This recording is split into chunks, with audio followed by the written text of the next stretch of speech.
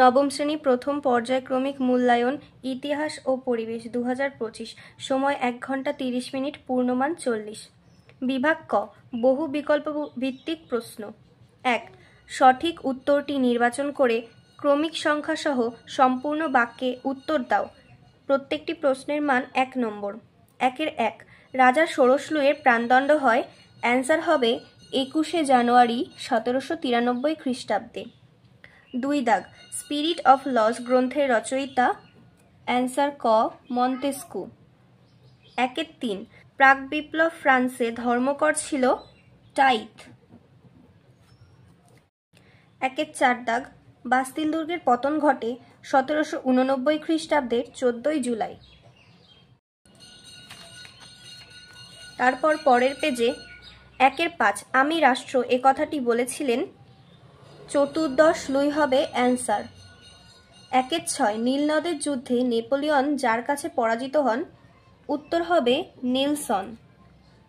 Napoleon টিলসিটের সন্ধি স্বাক্ষর করেন 1807 খ্রিস্টাব্দ রাশিয়ার সঙ্গে। অপশন খ। তারপর 1-8 দাগ, ব্যাংক অফ ফ্রান্স প্রতিষ্ঠিত হয়। উত্তর হবে 1800 খ্রিস্টাব্দ। 1-9 লিপজিগের যুদ্ধ যে নামে পরিচিত। উত্তর হবে অপশন ক, জাতিসমূহের যুদ্ধে। 1-10 ওয়াটারলু যুদ্ধে নেপোলিয়নকে নির্বাসিত করা হয় যে দ্বীপে, সেটি হবে সেন্ট হেলেনা দ্বীপে। পরের পেজে দেখো কি বলেছে। বিভাগ খ, অতি সংক্ষিপ্ত উত্তরভিত্তিক প্রশ্ন। 2 দাগে বলেছে ক স্তম্ভের সঙ্গে খ স্তম্ভ মিলিয়ে ক্রমিক সংখ্যা সহ সঠিক জোড়টি পুনরায় লেখো।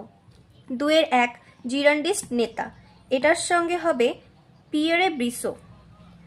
2-2 ফ্রান্সের প্রাদেশিক শাসনকর্তা। অ্যান্সার হবে ইন্টেন্ডেন্ট। 2-3 স্পেনের রাজা। স্পেনের রাজা হলেন ফার্দিনান্দ। 3 দাগ, 3-1 আসিয়া রেজিম কথার অর্থ কি? অ্যান্সার হবে আসিয়া রেজিম কথার অর্থ হলো পুরাতন সমাজ ব্যবস্থা। পুরাতন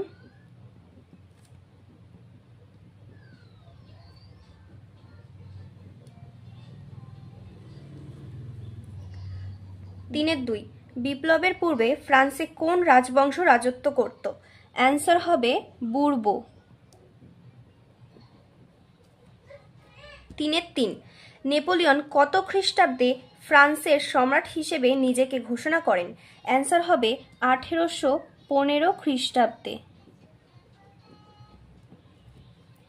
তারপর 4 দাগ, 2টি অথবা 3টি বাক্যে নিম্নলিখিত প্রশ্নের উত্তর দাও। যে কোনো 4টি। প্রত্যেকটি প্রশ্নের মান 2।